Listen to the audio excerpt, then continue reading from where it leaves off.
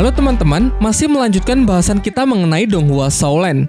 Jika kemarin kita sudah membahas kisah Tang San dalam upayanya meramu obat untuk kakek Dugu, serta berkultivasi hingga mencapai level 37, di kesempatan kali ini kita akan bercerita mengenai Tang San yang akan kembali ke Akademi Sri Lanka setelah setengah tahun pergi. Namun sebelum mulai, saya masih belum bosan untuk mengingatkan, spoiler warning bagi kalian yang belum dan ingin menonton Donghuanya secara langsung, karena konten kali ini pasti akan mengandung banyak spoiler. Baiklah, tanpa berlama-lama lagi, mari kita mulai.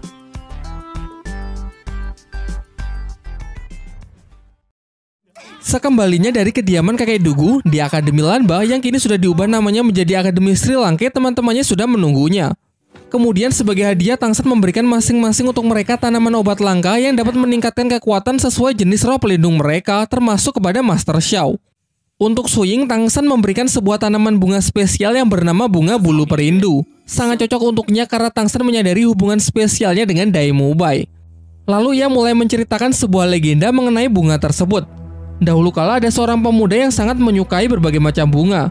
Pemuda ini memiliki sebuah kebun bunga yang senantiasa ia jaga dan ia rawat sepenuh hati. Dari sekedar menyiraminya hingga bahkan sampai menyenandungkan nyanyian untuk bunga-bunganya tersebut setiap malam sembari menikmati indahnya rembulan.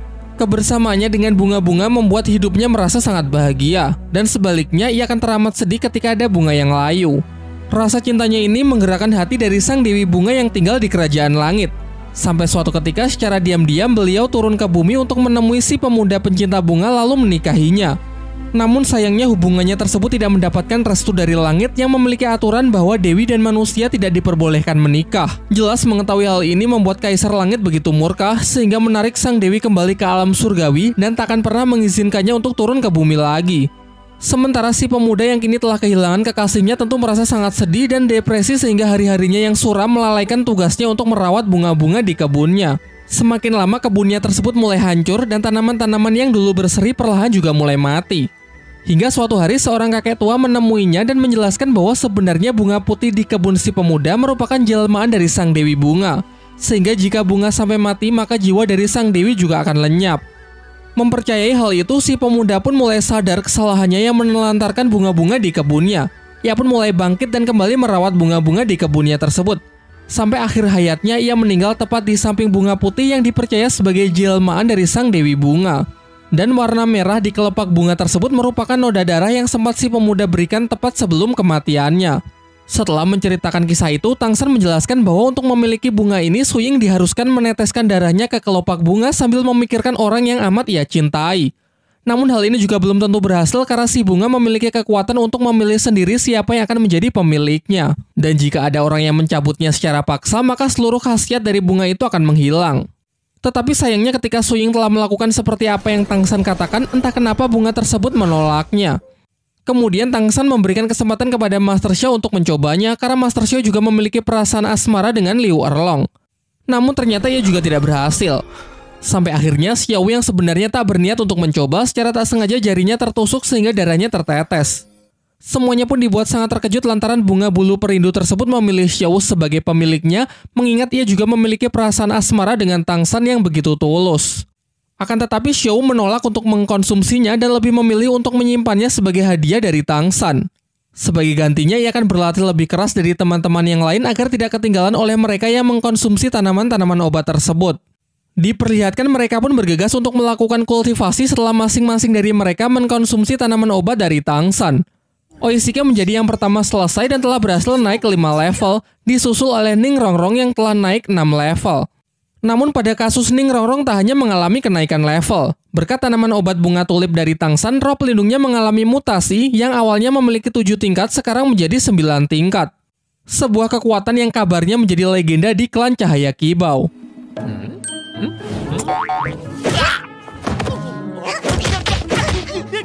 Di tengah kegembiraan mereka, tiba-tiba mata iblis ungu milik Tang San lepas kendali, kekuatan penglihatannya meningkat pesat.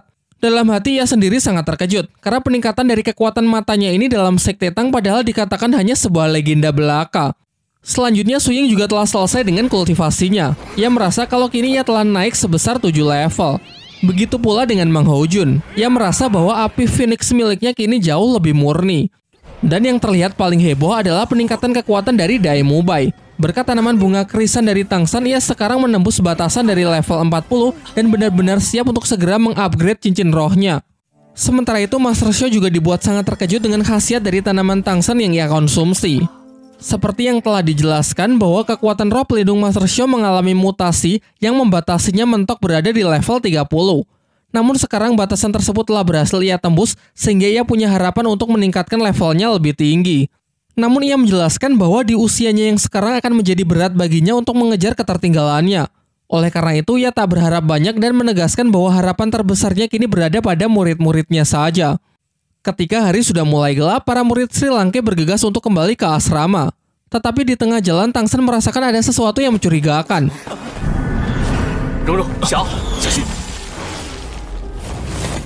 Dan benar saja, tiba-tiba muncul seorang pria besar berjubah yang langsung menyerang mereka.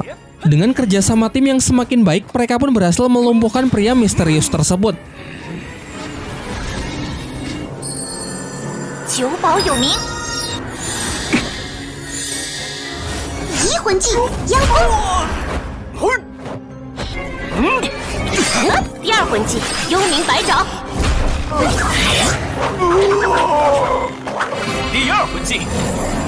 Namun ketika si pria sudah terdesak, akhirnya terungkap bahwa ia adalah Guru Zhao yang memang sengaja mengetes kemampuan para murid-muridnya. Ia mengatakan kalau dirinya sangat bangga menyaksikan kemajuan dari kemampuan dan kerjasama tim mereka. Tak lama setelah itu kemudian datang juga Flander dan Master Xiao yang ternyata menjadikan pertarungan tadi sebagai taruhan. Keesokan paginya kakek Dugu bersama Duguyan datang ke akademi untuk menemui Tangsan. Pada awalnya dengan sikap yang arogan, Duguyan meremehkan dan merendahkan Tangsan yang menurutnya lebih lemah dari dirinya. Sampai kemudian sang kakek menjelaskan bahwa Tangsan sudah jauh berkembang semenjak pertarungan mereka dulu di arena roh. Secara kemampuan ia ragu kalau cucunya tersebut bisa mengalahkan Tangsan dengan kemampuannya yang sekarang.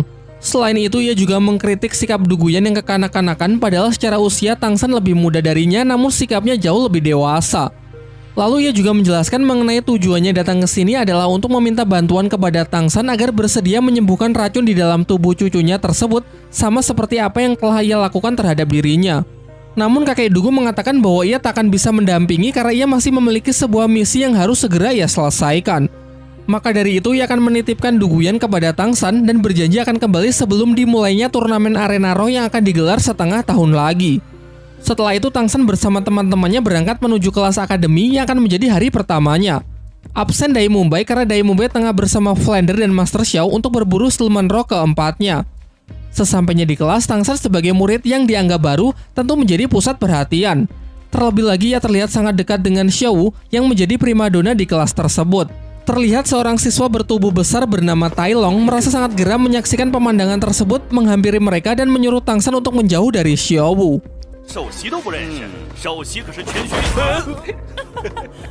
Tai Long lalu menantang Tangsan untuk bertarung 1 lawan 1. Jika Tangsan menang, ia bebas duduk di samping Xiao. Namun jika kalah, maka Tangsan harus pergi meninggalkan tempat ini. Tantangan tersebut pun Tangsan terima. Tai Long kemudian menunjukkan kekuatan roh pelindungnya, yaitu King Kong Raja Hutan dengan level yang setara dengan Tangsan.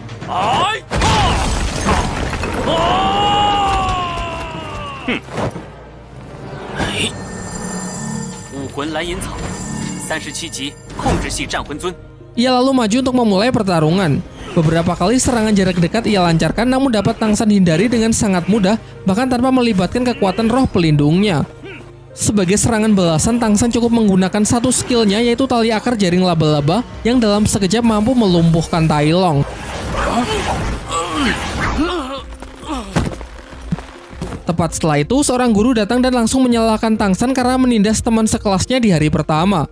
Tetapi dengan jantan, Tai Long mengakui kesalahannya dan mengatakan kalau ialah yang telah memulai terlebih dahulu. Setelah kelas berakhir, ternyata Tai Long masih belum terima dengan hasil pertandingan tadi pagi. Lantas ia pun kembali menantang Tangsan untuk berduel, namun kali ini hanya pertarungan fisik tanpa boleh menggunakan kekuatan roh pelindung. Tangsan pun sepakat dan mengikuti Tai Long yang menentukan lokasi pertarungan mereka agar tidak ada orang yang ikut campur. Tentu kali ini ia merasa jauh lebih percaya diri karena dilihat dari tampilan fisiknya yang berotot, jelas bisa dengan mudah mengalahkan Tangsan yang kurus kecil. Namun lagi-lagi dugaannya tersebut salah besar. Dengan piawai, Tangsan dapat mengatasi serangan dari Tai Long yang nampak hanya mengandalkan otot besarnya saja. Berulang kali ia mencoba, berulang kali pula ia mendapatkan pukulan dari Tang San. Sampai-sampai tubuhnya tak lagi sanggup berdiri sehingga mau tidak mau ia harus kembali mengakui kekalahannya. Kemudian saat Tang San dan Xiao jalan-jalan di kota untuk mencari makan siang, mereka malah menemukan dua prajurit yang terbunuh di jalanan yang sepi.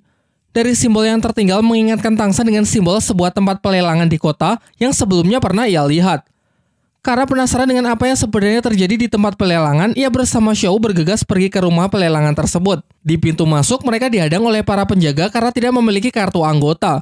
Dan jika harus membeli kartu anggota, ternyata harganya juga sangat mahal. Namun seorang wanita memberikan alternatif lain jika mereka tetap ingin masuk, yaitu mereka harus memiliki barang yang cukup berharga untuk bisa dilelang.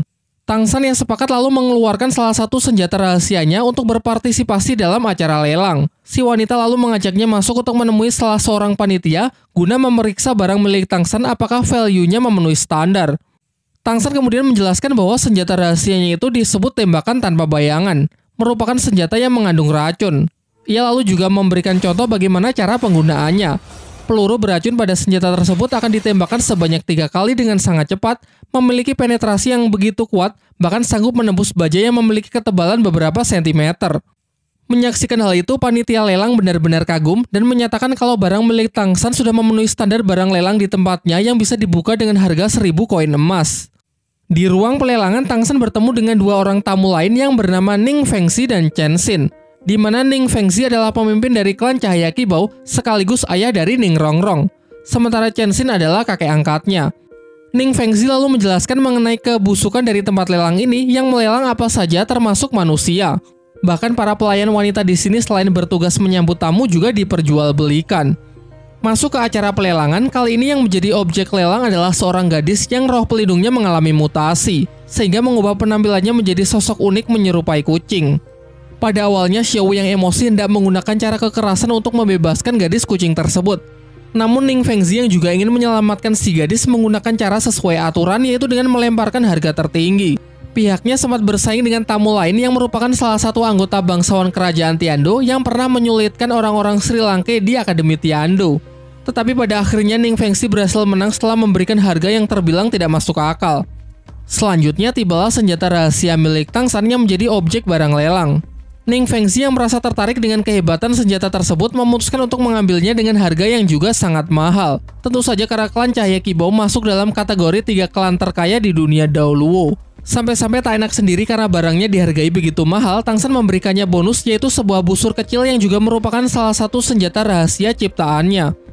Sementara itu, ayah Tai Long yang mendengar kabar kalau putranya dihajar habis-habisan oleh siswa lain merasa tak terima dan berniat datang ke akademi untuk membuat perhitungan. Terlihat wajah Tai Long yang merasa malu dengan sikap ayahnya sendiri yang masih menganggapnya sebagai anak kecil.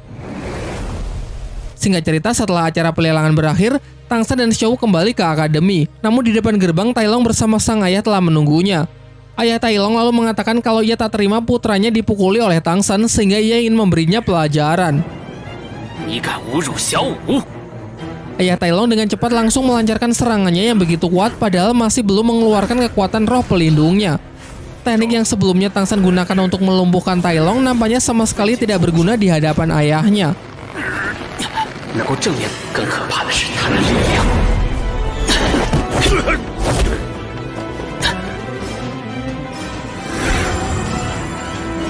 Terlihat ayah Tai Long yang merasa geram akhirnya juga menggunakan kekuatan roh pelindungnya yaitu King Kong Raja Hutan dengan 5 cincin roh dan level lebih dari 50.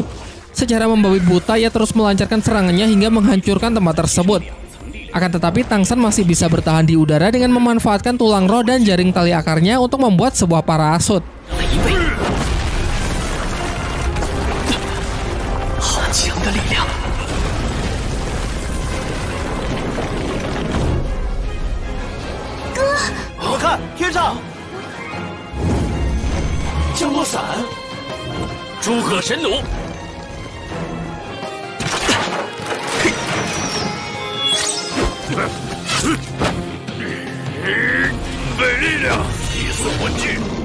Sampai ketika ayah Tai Long berniat mengeluarkan skill ultimate-nya, Tang San dalam sekejap mendekatinya dari belakang lalu menyerangnya dengan racun tulang rohnya. Kini ayah Tai Long yang sudah meremehkan Tang San di awal harus tunduk karena efek racun tersebut dengan segera menyebar dan melumpuhkan sistem syarafnya. Sementara Tai Long yang menyaksikan kekalahan ayahnya sangat emosi dan memaksa masuk ke dalam pertarungan untuk menyerang Tang San. Namun Tang San menyarankan agar Tai Long berhenti karena jika ia tak segera menarik racun di dalam tubuh ayahnya tersebut, maka ia khawatir kalau ayah Tai Long tak akan bisa ia selamatkan.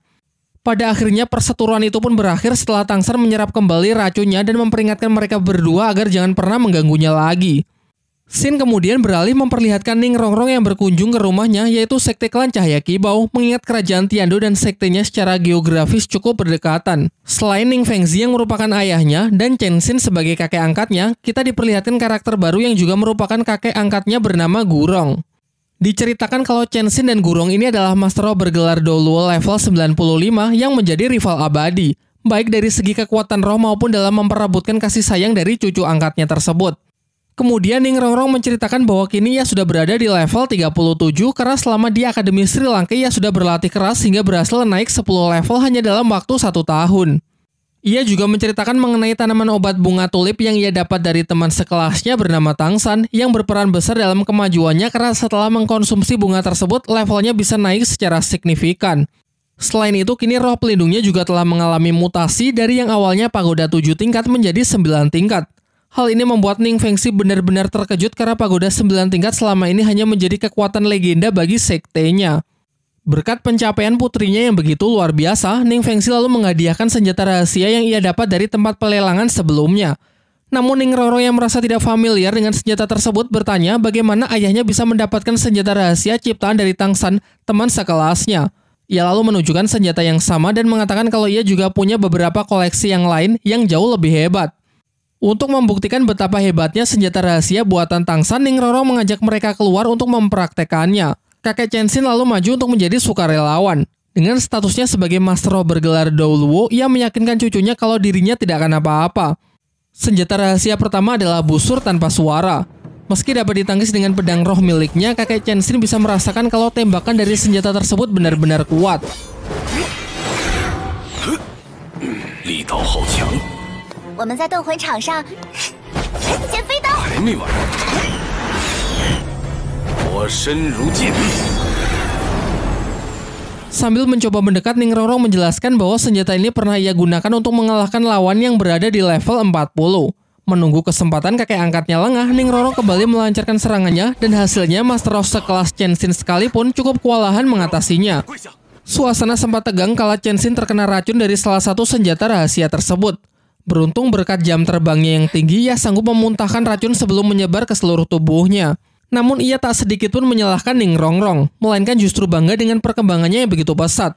Selain itu, Fengzi mulai tertarik dengan pemuda yang bernama Tang San, pencipta dari senjata-senjata yang luar biasa untuk ia rekrut masuk ke dalam sektenya. Scene kemudian beralih memperlihatkan Tang San yang tengah beristirahat. Pertarungannya melawan ayah Tai Long kemarin ternyata cukup membuatnya terluka. Tentu saja karena bagaimanapun juga ia melawan orang yang memiliki 10 level lebih tinggi darinya. Di hari keduanya masuk di akademi, Tang San menjadi pusat perhatian anak-anak lain karena kehebatannya mengalahkan ayah Tai Long kemarin. Tetapi saat akan menuju kelas, seorang siswa tiba-tiba datang menghampirinya dan mengabarkan bahwa kakek Tai Long yang merupakan ketua sekte Tai datang ke akademi untuk mencari orang yang telah menghajar putra dan cucunya. Jelas ia jauh lebih kuat dari ayah Tai Long karena kakek ini adalah Master Roh bergelar Doluo yang telah mencapai level lebih dari 80. Namun karena perbedaan level yang teramat jauh, kakek Tai Long tidak menantang Tang San untuk bertarung, melainkan memberinya sebuah tantangan. Jika Tang San mampu bertahan di bawah tekanan kekuatan rohnya sebelum satu dupa terbakar habis, maka putra dan cucunya akan ia perintahkan untuk meminta maaf kepada Tang San serta menganggap masalah sudah selesai. Namun jika Tang San tidak mampu bertahan, maka Tang San harus bersedia bergabung dengan sektenya.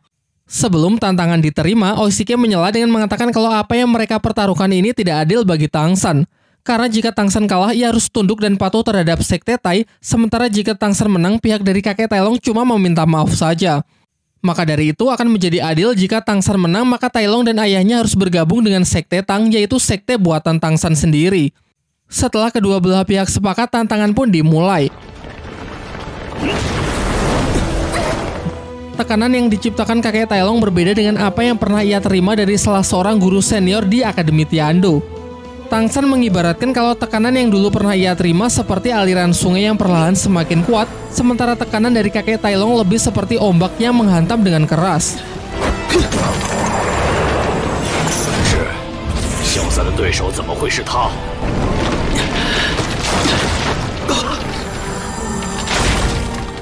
Dari kekuatan roh rumput biru perak hingga tulang roh laba-laba masih belum cukup untuk menahannya.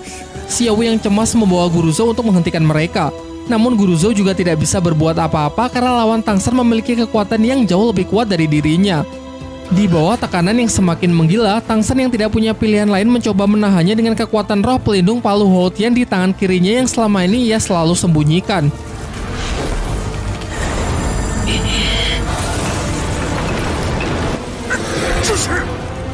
Untung saja tak lama setelah itu datanglah Ning Rongrong bersama ayah dan kakek angkatnya yang membantu Tang San dengan skill pendukungnya. Sementara si kakek Tailong benar-benar dibuat terkejut dengan roh kedua milik Tang San yang baginya tidak familiar. Setelah memastikan bahwa Tang San memang merupakan putra dari Tang Hao, ia pun memanggilnya Tuan Muda dan bergegas memberinya hormat.